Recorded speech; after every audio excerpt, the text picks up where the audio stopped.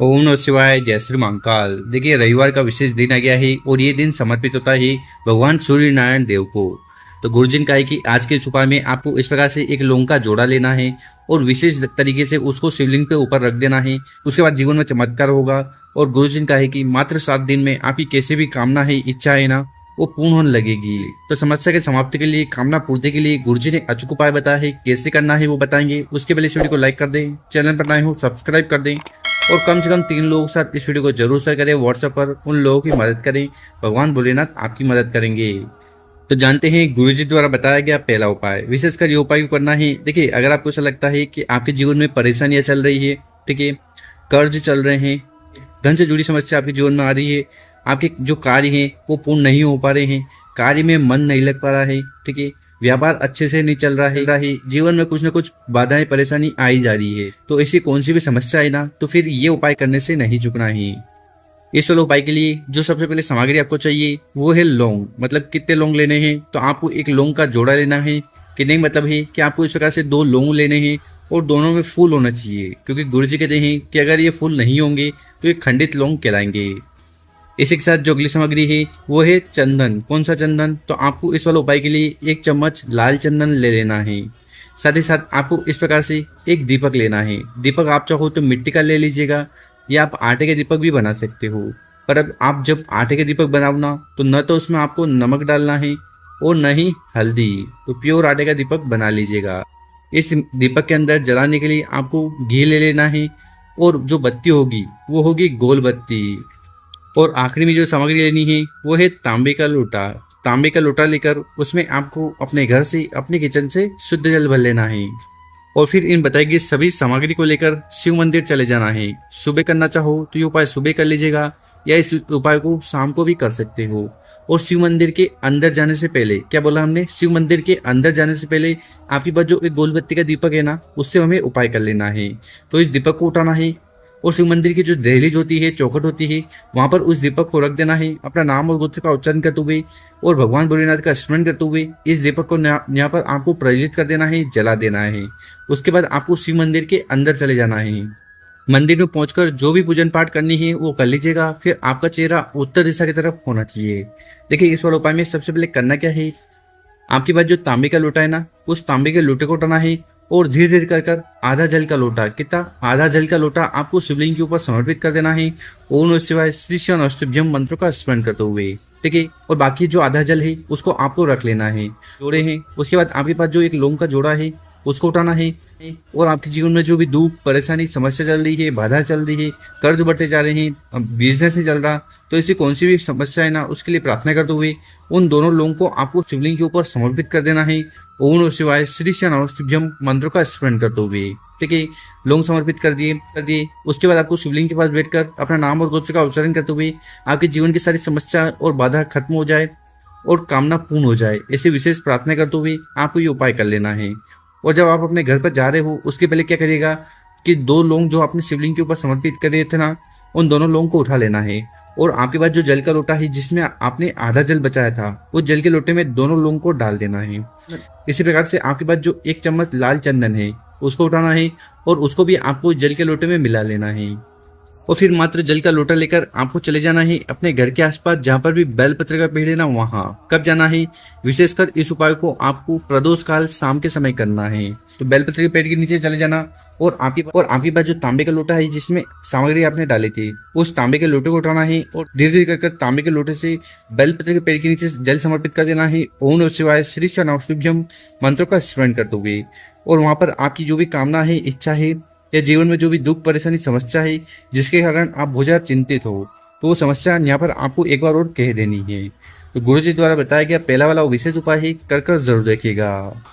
अब जानते हैं गुरुजी द्वारा बताया गया दूसरा उपाय। विशेषकर ये उपाय क्यों करना है। देखिए, अगर आपके जीवन में अंधकार चल रहे हैं जिसके कारण आपको कोई भी कार्य नहीं बन पा रहा है, जीवन में दुख परेशानी समस्या बनी रह रही है, साथ ही साथ आपके जीवन में आलस्य है, तेज की बिल्कुल भी वृद्धि नहीं है, तो फिर आपको ये उपाय करने से नहीं चुकना है। और ये दूसरा वाला उपाय कैसे करना है वो बताएंगे। उसके पहले अपने शुभ हाथ से 2 कार्य कर लें। एक तो इस वीडियो को लाइक कर दें और कम से कम 5 लोगों के साथ व्हाट्सएप पर इस वीडियो को शेयर कर दें।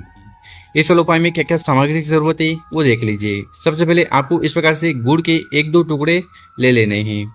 साथ ही साथ जो अगली सामग्री है वो है चावल का दाना, मतलब कि आपको इस प्रकार से एक अक्षत का दाना लेना है जो कहीं से खंडित टूटा फूटा बिल्कुल भी नहीं होना चाहिए। साथ ही साथ आपको इस प्रकार से मूंग लेना है। कितने मूंग के दाने लेने हैं? तो मात्र एक मूंग का दाना लेना है और ये भी संपूर्ण होना चाहिए।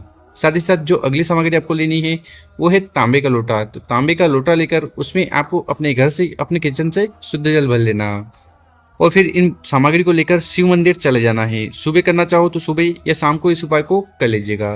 मंदिर और शिव मंदिर में पहुंचकर उत्तर दिशा की तरफ मुंह कर बैठ जाना है और विशेषकर तुम्रुकेश्वर महादेव जी का स्मरण करना है। देखिए, शिवलिंग के ऊपर चावल का उपाय करने से आपकी जो आर्थिक स्थिति है ना वो सुधरती है। हरे मूंग का उपाय करने से बल, बुद्धि और जो विद्या की कमी है वो पूर्ण होती है और गुड़ का उपाय करने से जीवन के सारे अंधकार समाप्त होंगे, तेज की वृद्धि होगी।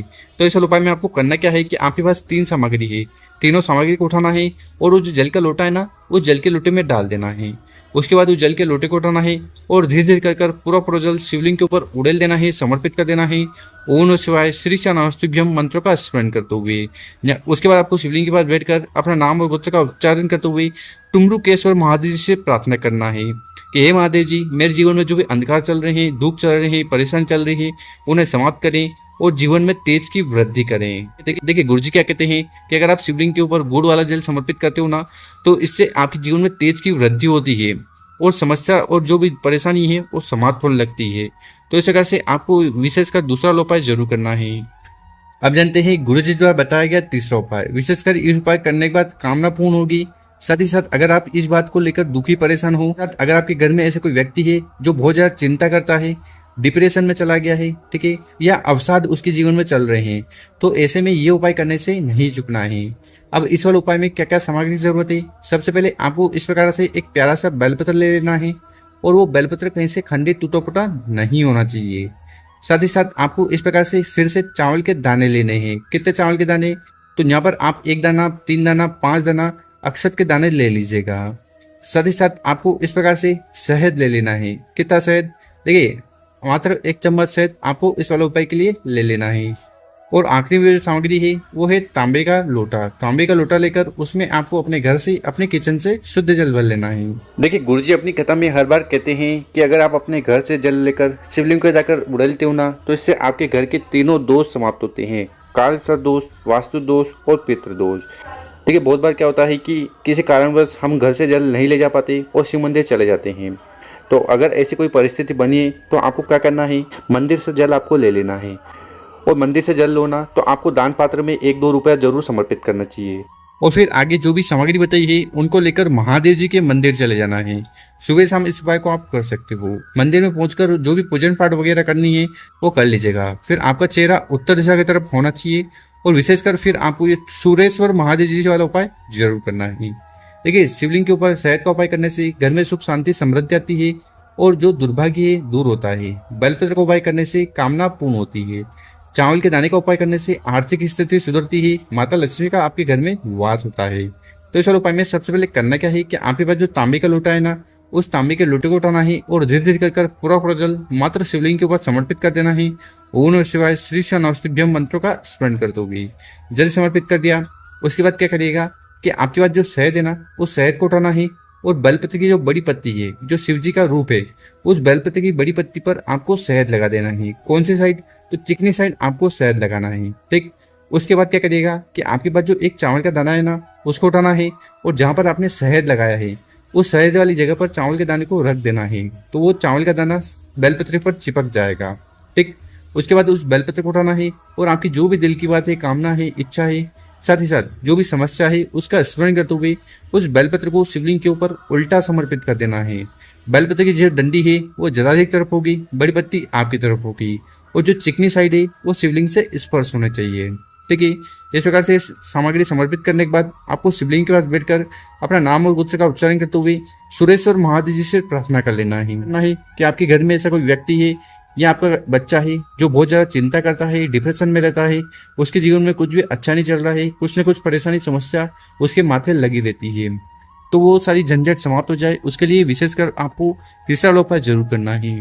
तो गुरुजी ने बहुत ही अचूक और विशेष उपाय बताया है, कर जरूर देखेगा। मेरे प्यारे दोस्तों, वीडियो अच्छी लगी हो तो इस वीडियो को 5 लोगों के साथ व्हाट्सएप पर, इंस्टाग्राम पर या फेसबुक पर जरूर शेयर करें ओम नमः शिवाय, जय श्री महाकाल। मिलते हैं हम आपसे एक और नई वीडियो में।